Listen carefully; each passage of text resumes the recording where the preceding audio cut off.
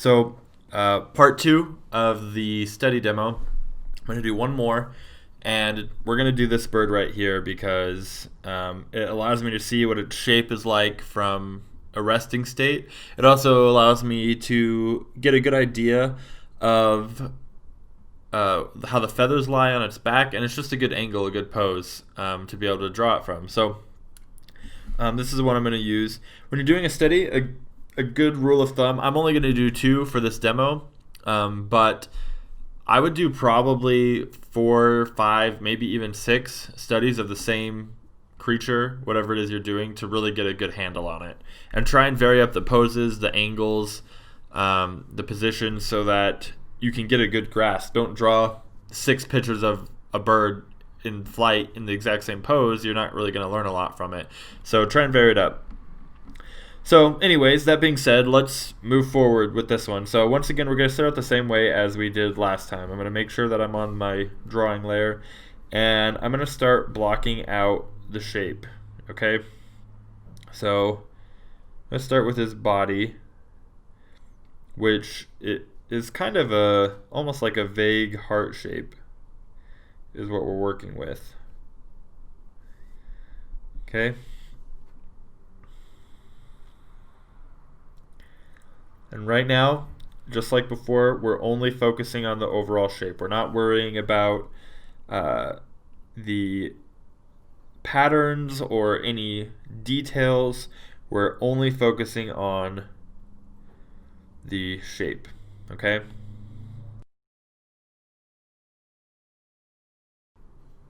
Okay, I'm going to go ahead and move on to the head. And just like I did in the last one, you'll notice that as I go throughout the drawing, I'm constantly moving my eyes over the whole thing so I can go back and change anything that I notice seems a little bit off, right? I'm constantly comparing my drawing to the reference photo. And you really should be actually spending most of your time looking at the reference photo instead of looking at your drawing. If you notice that your eyes are spending most of their time on your drawing, you're probably doing it wrong. You want to be constantly comparing and looking at the reference photo to see where you might be off a little bit or where you need to adjust. And your drawing is should be almost like an afterthought to the amount of time you spend looking at the reference photo.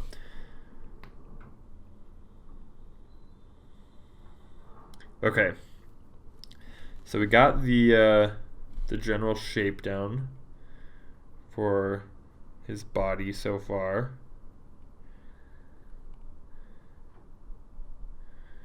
Okay.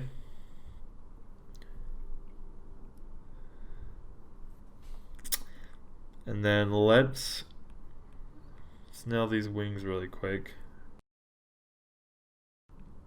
Okay, working on his tail now. And I'm not going to draw every single individual feather yet. I'm just trying to get the shape, right? Because any drawing that we do for our creature design, it's going to start with a shape, right? We don't just go right into drawing it and start working all these details, you know. If we do that, we're going to really lose the basis of what it is we're trying to accomplish. And so we really want to focus with the shape and try to visualize and understand the anatomy of it.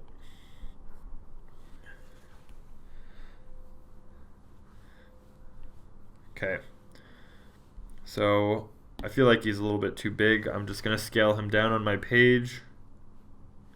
And then I also feel like the tail is, well, his body feels a little bit wide, I think is what it is. So I'm going to go ahead and just narrow it a little bit. And we can attach his tail back on there. Perfect. And his tail also seems maybe a little big, so we can bring it down in size.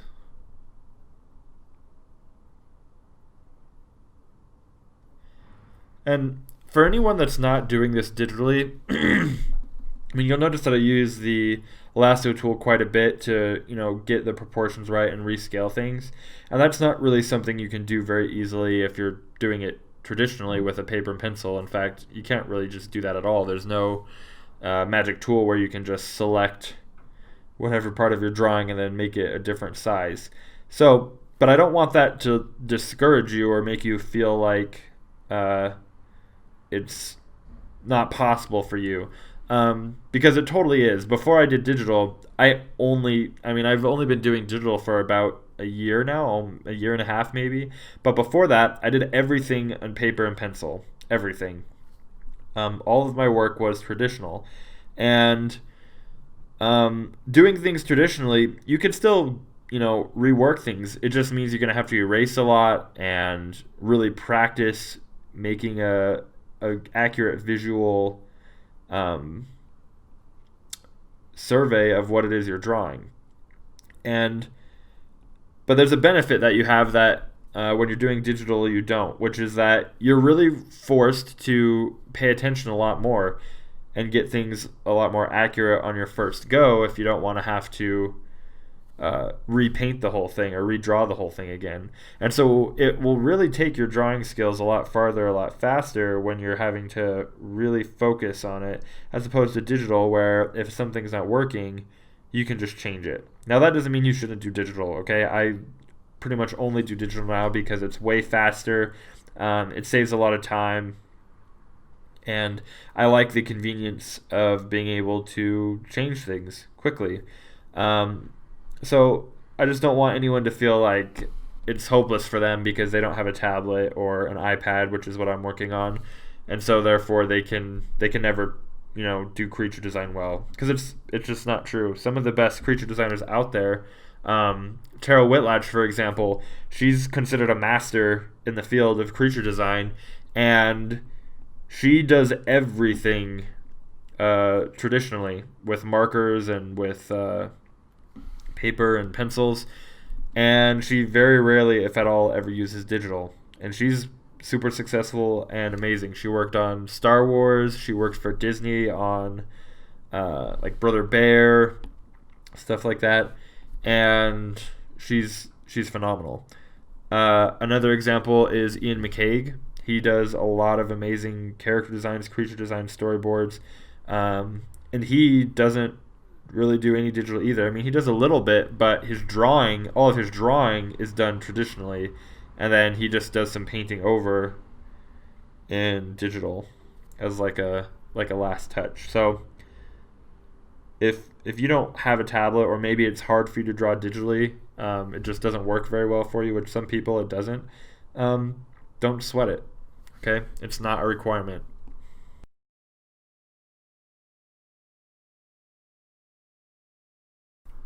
Something I'm really trying to get accurately here is the shape of his beak. It really has a pretty sharp curve. It's like a hook, but I want to make sure I don't make it too thin or too thick, because that beak is really one of the defining characteristics of a hawk. It's kind of one of the things that when we look at it, we can tell it's not just a normal bird, but that it's a predator, that it's going to use that beak to tear stuff apart. And so I'm really trying to make sure I can accurately try and capture the shape of it.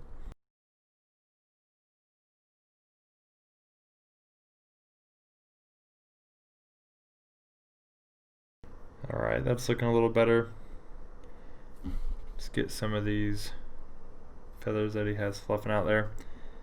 And another thing I'm really trying to focus on is the size of his eye in comparison to his head, and just kind of where it falls on there.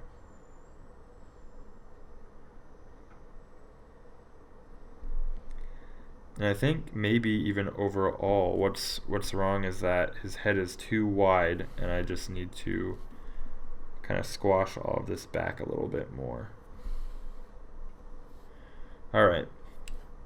So I think looking at the whole thing now in comparison to each other, his whole head, his whole torso, we'll start with his torso first, needs to be a little bit smaller and possibly a little bit wider. Okay. I think that looks better. And then His tail needs to be a little bit skinnier. Not so wide.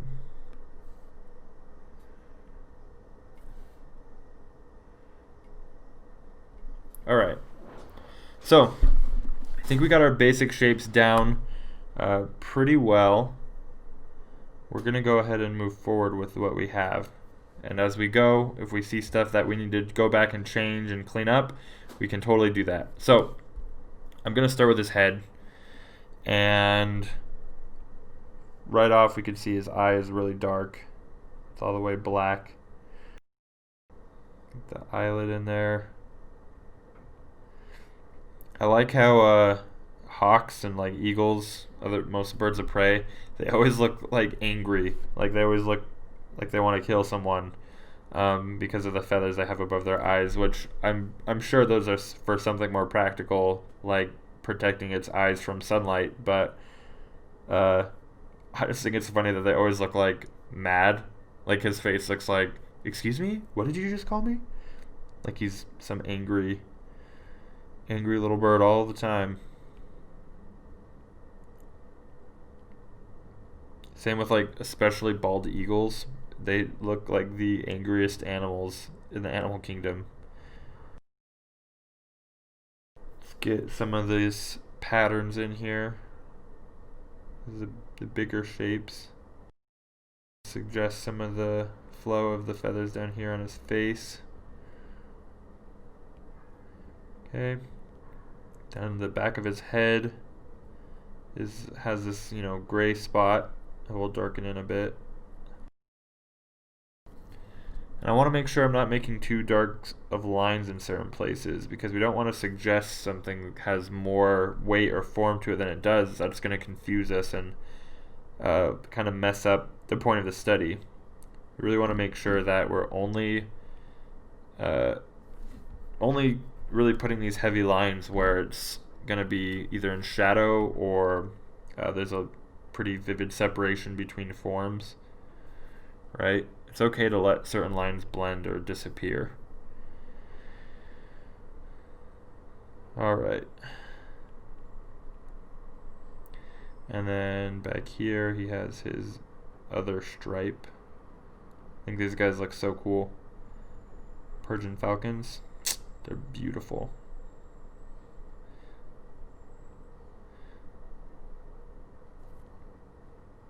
Alright, so now that I'm starting to paint these on, I'm realizing that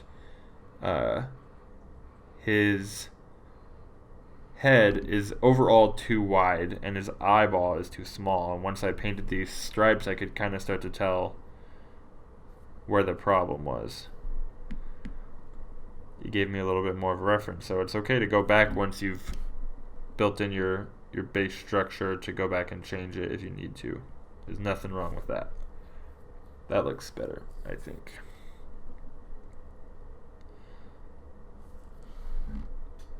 And you know what? Let's also make his head a little flatter.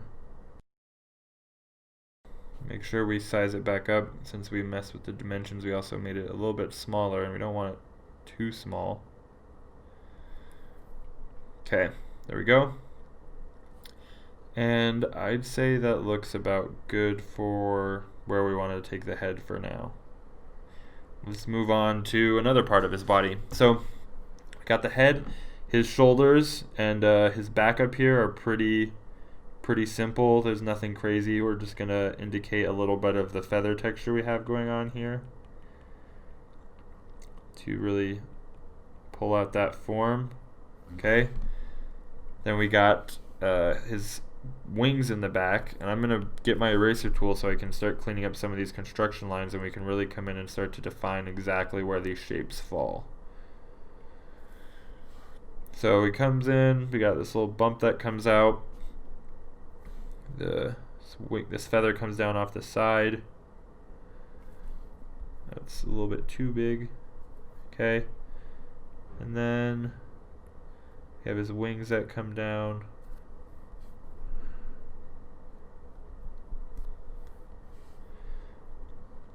And let's start focusing in on this shape.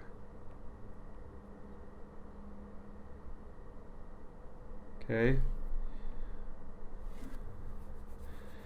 And then it overlaps over here, this brown part of his feathers. We'll draw that in. Okay. This looks a little bit too big, a little too prominent, so we're going to trim it down a little bit.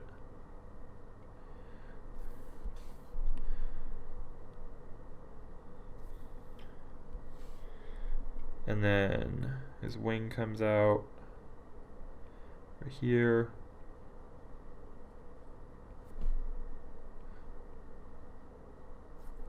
Alright. It's looking good so far. So we'll get these shapes in here. Starting to slowly define some of the individual feathers, or at least the main clusters of them.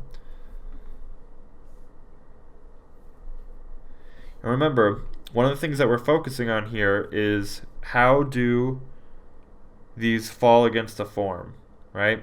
We're not just drawing random feathers, and we're not just drawing what we think we see. We really got to look at this and see what direction are these feathers going. How do they, foreshorten or lengthen in perspective?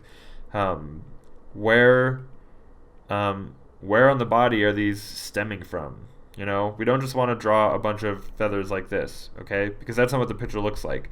They overlap in very specific ways, and that's part of the thing that we're trying to study, because if we can take that, we can study this and kind of add it to our mental library and memorize how that works, and then add it to our own creatures. Instead of just having our own creature that has a bunch of random feathers everywhere, it's going to look like it's something from real life, because we've studied how feathers overlay each other on a real bird's wing, and how they overlap and lie flat and when they're extended, and all those things. When we draw our own creature, it's going to look real. It's going to look like, wow, that seems like it could come from nature or real life. But if we're just trying to guess and we're trying to rush through this drawing and draw what we think we see is going on, because our brain is telling us, oh, this is a bird, so clearly there's feathers everywhere, so I'm going to draw feathers everywhere. It's just not the case. Right? Don't let your brain go crazy and get away from you. You're in control. Let your eyes tell you what to draw, and really, really keep looking at the reference photo. Okay, that's the most important thing to be studying.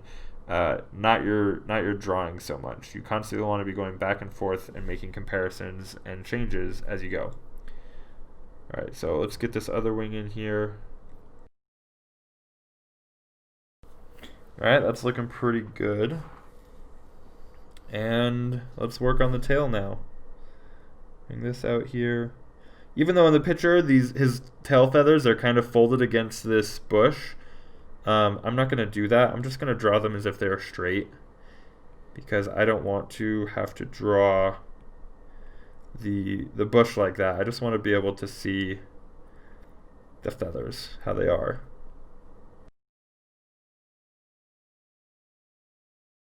Alright, and then I'm going to flare it out a little bit more at the bottom, because it's seeming a little bit narrow. Alright, that's looking a little better. We kind of shortened this a little too much out here, so let's bring it back out. Okay, cool. So let's go in now and start cleaning up some of this stuff in the tail. It's pretty messy down there. Perfect. And then I'm going to draw in the shaft of these feathers on each one.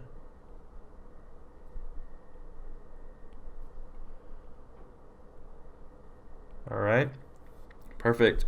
So we've got that in. I'm going to go ahead and finish up each individual feather here on the back of his wings that we can see, and just sketch those in really quickly. On his back we can see a few more defined shapes. There's a lot of more of these flat edges, the feathers that have like a flat bottom to them. down in here. Define these guys. Birds especially are a great thing to study just because wings they kind of can be a common thing in creature design, especially if you're doing a lot of fantasy stuff. You're going to be designing stuff like griffins, and maybe your dragon is going to have feathers instead of leathery type, sort of like bat wings. If that's the case, you should definitely, like, can't stress it enough. You should be studying some birds so that your wings look legitimate and they look realistic and not these uh, flat representations of what a wing should be. Just do your research. It takes some time and it takes a little bit of effort, but that's what's going to take you from an amateur who's just going along and doodling their sketches, their creature drawings, to someone who knows what they're talking about, who can take what a client wants and what they have in their head and put it on paper and make it into something believable, something you could put into a film or a game. So now I'm going in here and I'm adding the shadows. Gotten to a point where I'm happy with all the feathers in my structure. Going in here and just placing these in where they go. Okay, it's looking pretty good. Get his tail down here. And these shadows also, man, once you get these shadows in here, it really starts to bring it to life, and you can really start seeing the shape that it takes, Once you can start to see how the light and shadows fall on it, it really helps your eyes see where the main volumes are and the main overlying shapes of the creature are. There's another thing to keep in mind, just on a side note. This applies to any kind of art and drawing, not just creature design, but there's really I guess there could be more, but the two main types of shadow are that you want to focus on is cast shadow, and then shadow that's it's just not being hit by light. So for example, if we're talking about like the rounded edge underneath his beak, under his neck up here, that's not necessarily a cast shadow. It's just not getting any light directly, right? But if we talk about, say, under here on his tail and his wings where we're working, that's a shadow that's being cast from his wings above. It's not just the soft curve of something that eventually fades out of the light. It's being cast a shadow upon by the object above it. And being aware of that and adding it to your drawings brings a whole nother depth of reality and depth to your drawings. A lot of times, a lot of beginning artists will only focus on one or the other, and it makes their drawings seem really flat. You want to focus on both and use both of them in your art as you're drawing, not just one.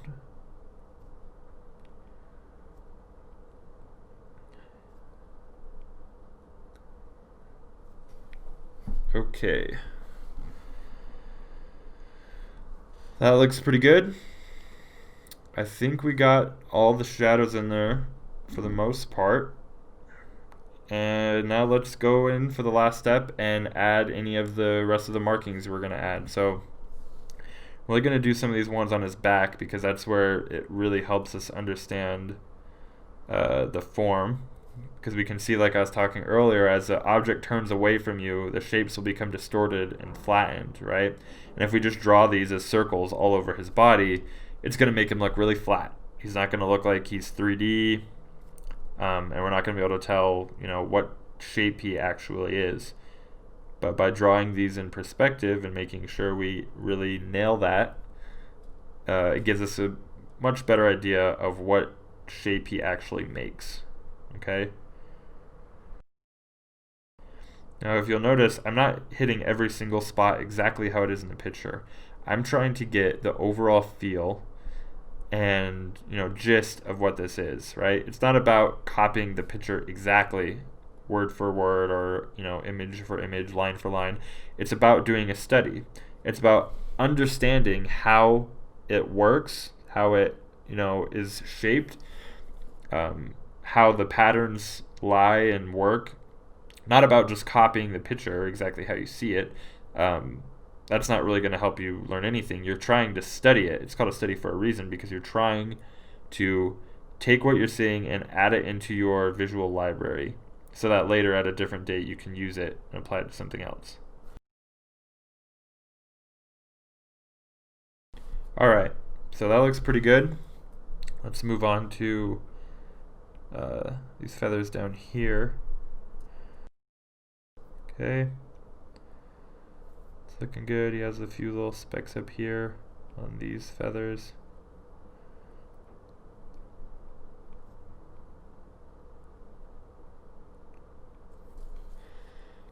And then these feathers, let's go to his tail first. We'll come to his preliminary feathers last. But these feathers down here, they get really dark at the bottom, and the ones on the end, they kind of have these spots going on.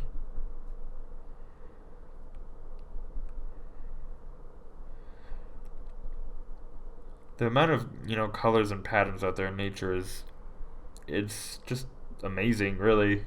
I mean, this like infinite possibilities of all these amazing different designs that nature has come up with to help camouflage animals or help them mate, help them be disguised.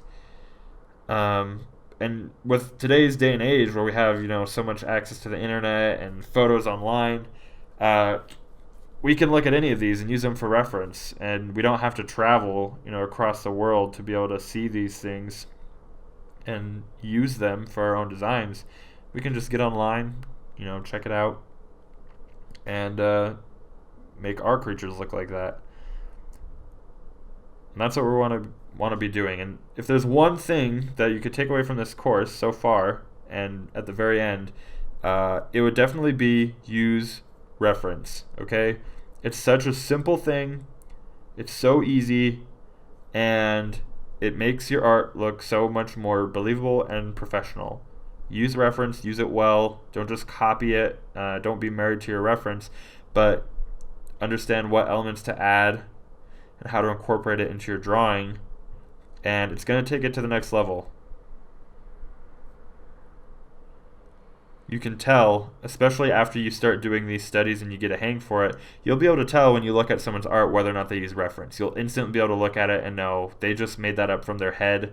They have no idea what a real feather looks like. They have no idea what animal eyes really look like. Whatever it is they're doing, you'll be able to tell that they've never studied it before. And that doesn't mean that your drawing needs to look just like the reference. It just means that you know how the forms lie and what's realistic. Alright, so it looks pretty good.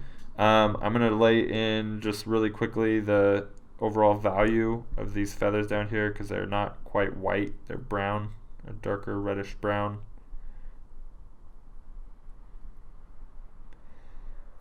Okay, and then kind of define the end of these feathers more, so we're not left guessing what they are. Okay. And then let's do the last part, which is these wings up here, which are pretty dark. They're not quite black, but they're still a pretty dark gray. So we want to be sure to capture that.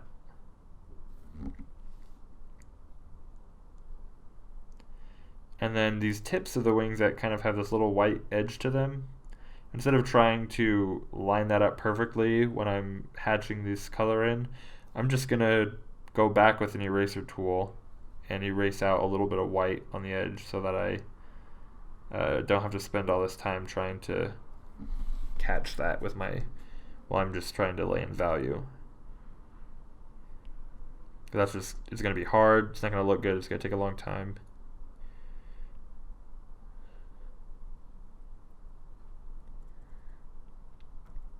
Be sure that after you post these on the Facebook group. Let people see what you're working on. Show them what you've come up with, because one of the best ways to really get better is to get feedback from people. And I'll be on there every day. I'll answer any questions you guys have. I'll be giving you feedback if you want it. I'm here to help you guys. That's my job in this. So put your stuff on there. Let people see it. And it's going to inspire other people too, right? Don't just keep it to yourself. Put it on there so everyone can see, because it'll make, when you go on there and look at stuff, it'll make you more motivated to be able to see what everyone's working on, and it'll make other people motivated. So don't be shy.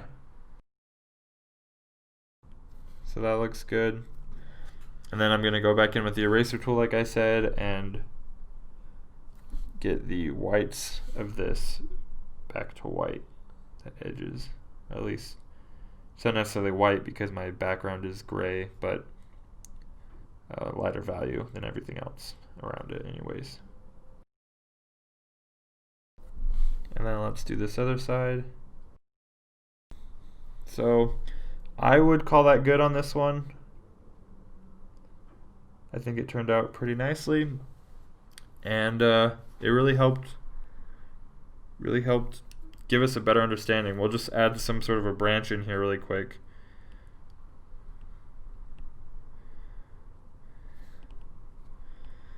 I don't want to paint all those pine needles or draw those pine needles, so I'm just gonna make up my own thing here really quick, because yeah, it doesn't seem like fun.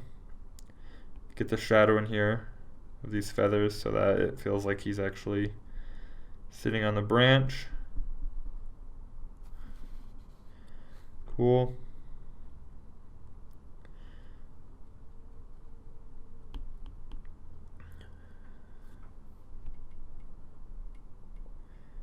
Sweet. That looks pretty good. One last thing that I like to do, I'm going to show you guys really quick, that just helps me better define the silhouette and form of it, is I'll make a new layer underneath my drawing. If you're doing this traditionally, you won't really be able to do this, but if you are doing it digitally, I like to do this to just make sure I can really see the silhouette clearly, and it helps me better understand the overall shape. And I'll just make a new layer underneath, select a lighter tone of gray than what I have for my background, and just block in the whole shape, all just in one color. And it just makes it really clear for me to see what the silhouette is, what is this thing being mostly made up of shape-wise. It helps it set it out from the background, and I think it makes it look nice. It just looks pretty. I like things that look pretty. I like my wife. She's pretty. Okay. I'll do it on the other one too really quick, just because it adds that nice little level of detail and craftsmanship. So your assignment then now, just to reiterate it and make sure we're clear, your assignment is to do a study, and I want you to do 2 different animals, right? Do at least 3 drawings for each one. That, I mean, if you really want to be good, it should probably be more like 4, 5, 6, but you might be busy or whatever, so do whatever, do as many as you can. And this is an online course, so it's not like anyone's going to be checking up on you, right? I can't tell you to, like, there's no grades or anything, but if you want to get better, the only way is to practice. So I'm not giving these assignments to like be your boss or your teacher. I'm giving these assignments to like help you get better. So do 2 different animals, do some studies, and do at least 3 drawings of each one of them, and then post it on the Facebook group so you can get some feedback. I'll try and give you feedback on what you can work on, and yeah, you can see other people's work. It'll be awesome. So anyways, that's it for this lecture. I will see you guys in the next one, and have a great day.